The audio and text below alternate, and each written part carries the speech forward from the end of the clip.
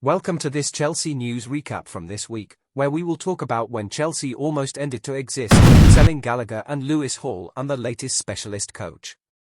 Let's dive into it. Chelsea received a positive development as it was announced that a significant transfer would be finalised this summer, aiding their bad financial situation. The club reported losses of £90 million in the last year, reflecting their substantial summer spending and bringing them close to breaching the Premier League's financial fair play regulations.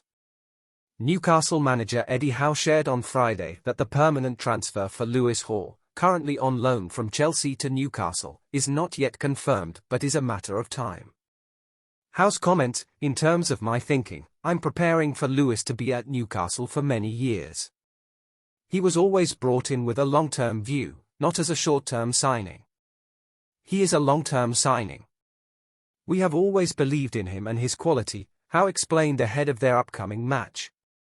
Condition for the move. According to the Daily Telegraph, the move is essentially finalised. Luke Edwards reports that the condition for Hall's permanent transfer to Newcastle is that the Magpies finish 15th or higher in the Premier League, a scenario currently looking likely.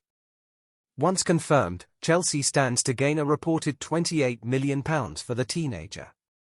This income will assist them in meeting financial fair play regulations, although additional sales may still be necessary before June 30 to ensure compliance. Nonetheless, securing funds from Hall's transfer is a positive development for Chelsea. "Even though I think selling Hall was a bad idea to begin with, this will be a great boost for us." Chelsea has reportedly made the decision to part ways with Conor Gallagher and is considering the possibility of bringing in Newcastle United standout Guimaraes to strengthen the squad for the upcoming season. Gallagher's contract with Chelsea is set to expire in 2025, prompting Tottenham and West Ham last summer, valued at £50 million. Despite his impressive performances under Mauricio Pochettino this season, he is expected to depart before the 2024-25 campaign.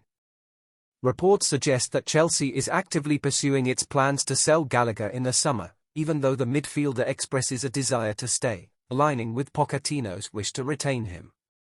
As Gallagher is yet to be offered a new contract and the negotiations has stalled. Chelsea is prepared to part ways with him to secure necessary funds to not breach FFP rules. "I don't like this at all. To sell Gallagher is a bad move, one of our best and most important players this season, and he really fights for the badge every minute he plays. But tell me what you think in the comments. This is so important for Chelsea and here is why. Chelsea have been without a set-piece coach for almost 12 months and finally that could be about to change. Chelsea have reportedly reached an agreement to appoint Brentford's Bernardo Cueva as the club's new set-piece specialist after the end of the current season. David Ornstein has reported that a 36-year-old coach from Mexico will continue his work with Brentford until the end of this season. After that, he's set to join Chelsea to oversee their set-piece strategy. Since Anthony Barry left for Bayern Munich in April 2023, Chelsea hasn't had a specific coach for set-pieces and managed to score only 7 goals from such situations in the 2023-24 season. Now, with the backing of Mauricio Pochettino, it looks like Chelsea has found the person they need to enhance their performance in this area, starting this summer. The coach, Cueva, moved to Brentford from Chivas in September 2020 when Brentford was still competing in the Championship. They earned promotion that year and have since maintained their position in the Premier League, thanks in part to Cueva's contributions. In their last year in the Championship, Brentford scored 12 goals from set pieces. This aspect of their game became even more crucial upon their move to the Premier League, representing a larger portion of their total goals scored.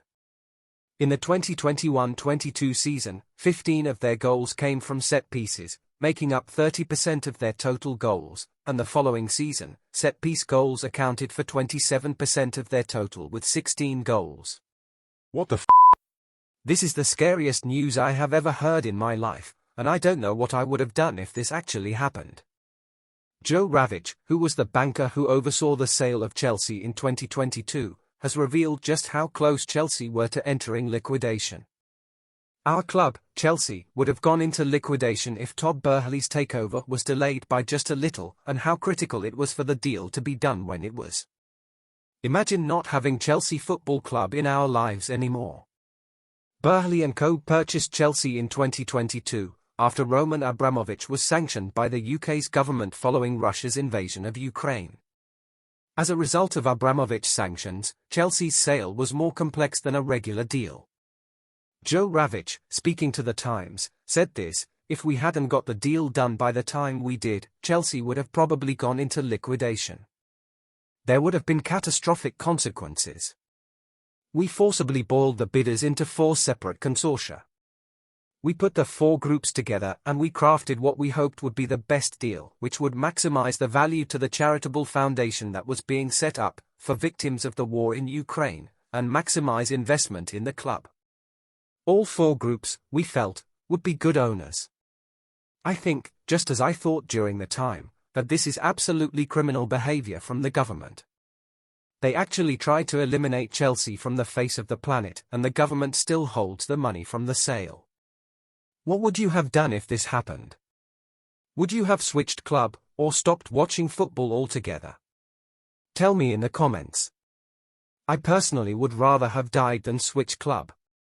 But we all know that this is not the first time corruption tries to take us down. Click this video to see the worst, so-called mistakes from referees vs Chelsea.